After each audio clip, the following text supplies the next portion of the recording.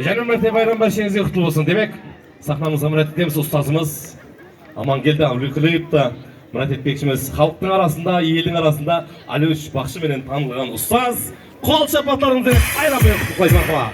Assalamu alaykum eril, hurmatli adamlar. Bayramlar kutlu olsun.